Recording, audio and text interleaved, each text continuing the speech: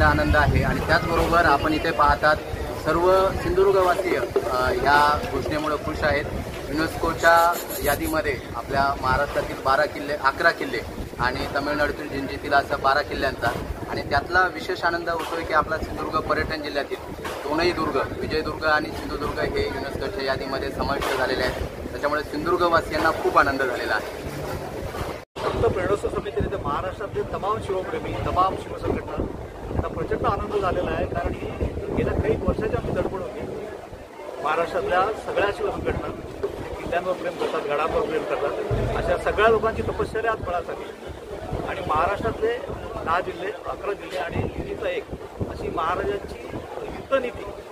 पण या युनेस्कोचा विषय असा होता की मराठा लँडस्केप, वॉर लँडस्केप आणि त्याच्यामध्ये हे 10 किल्ले आणि जिंजीचा पण घेतलेला आहे। कारण ताराराणी जिंजीवरून पण 7 वर्ष राज्य केलेलं आहे। त्यामुळे ही युद्धनीती कशी होती याचा सन्मान, याचा आदर हा युनेस्कोने केलेला आहे आणि पर्याय हा भारताचा आदर केलेला आहे। त्यामुळे फक्त महाराष्ट्र नाही तर तमाम भारतवासियांसाठी ही आनंदाची बाब आहे। यादीत नाव येणं यासाठी म्हणजे आपल्या देशातल्या कोणत्याही वास्तूचं, कारण युनेस्कोचे परत प्रकार आहेत, सांस्कृतिक ठेवा, नैसर्गिक ठेवा आणि स्थापत्याचा ठेवा।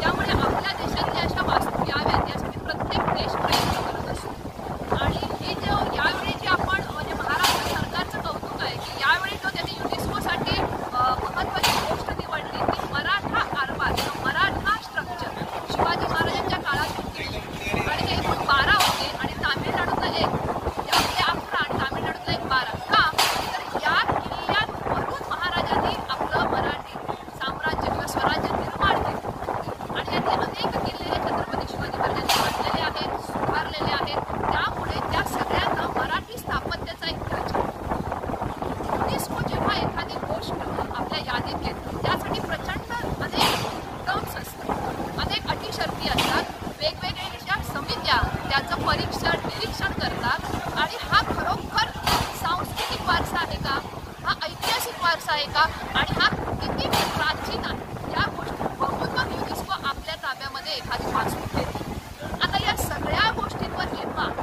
एखादी वास्तू मिळवते, कारण युनेस्कोचं ध्येयच काय आहे की जतन, संवर्धन आणि ज्या नामशेष होत चाललेल्या आहेत त्या वास्तूंचं आहे तसं जतन, संवर्धन। एखादा किल्ला जेव्हा अशा प्रकारे युनेस्कोच्या ताब्यात जातो तेव्हा युनेस्को काय करतं तर सगळ्यात महत्त्वाचं पुन्हा त्याचा स्ट्रक्चरल अभ्यास, ऐतिहासिक अभ्यास, त्याच्या जतन संवर्धनाची सगळी कागदपत्र असतील, लिखित मौखिक साधनं असतील, या सगळ्या गोष्टी जमवतं आणि त्याचं आहे तसं जतन संवर्धन आहे तसं। म्हणजे काही वर्षात खात्री आहे मला की पुन्हा एकदा शिवकालीन किल्ला तुम्हाला दिसेल प्राचीन काळातला। का तर एवढ्या बारीक बारीक आज तुम्ही हम्पीला जाऊन बघितलं तर कळेल गेले अनेक वर्ष हम्पीमध्ये जतन संवर्धनाचं काम युनेस्को करतंय, उत्खनन करतंय।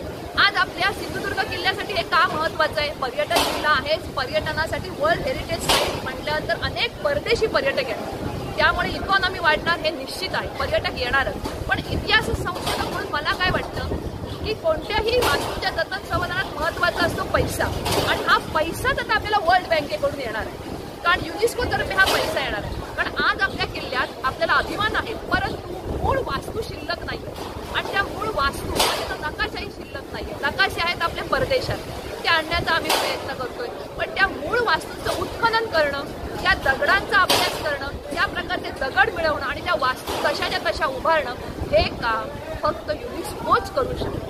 त्यामुळे खऱ्या अर्थाने आम्हा इतिहास संशोधकांना ही महत्त्वाची बाब आहे की खऱ्या अर्थाने जतन संवर्धनाचं काम आता सिंधुदुर्ग किल्ल्याचं होणार आहे। यापुढे कधीही किल्ल्याची पडझड झाली काय झाली हे आपल्या ऐकिवात येणार नाही। शिवप्रेमींची तपश्चर्या वर्षाची फळाला आलेली आहे आणि 1664 साली छत्रपती शिवाजी महाराजांनी दूरदृष्टीने या ठिकाणी जो किल्ला बांधण्याचा निर्णय घेतला त्याचा आणखीन एक सार्थक झालेला आहे की तो आपला पिढ्यानपिढ्या जतन केला जातो।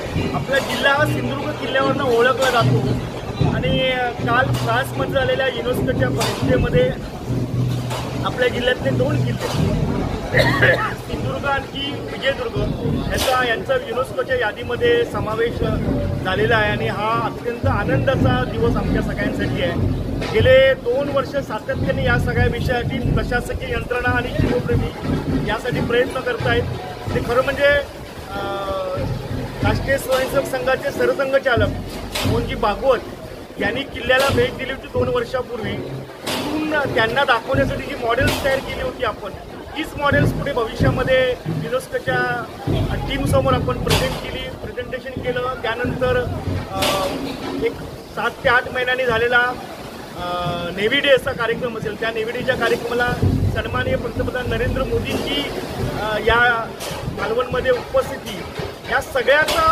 परिपाठ म्हणून सिंधुदुर्गात किल्ला हा युनेस्कोच्या यादीमध्ये त्याचा समावेश झालेला आहे आणि हा आमच्या सगळ्यांसाठी शिवप्रेमींसाठी अत्यंत अभिमानाचा क्षण आहे।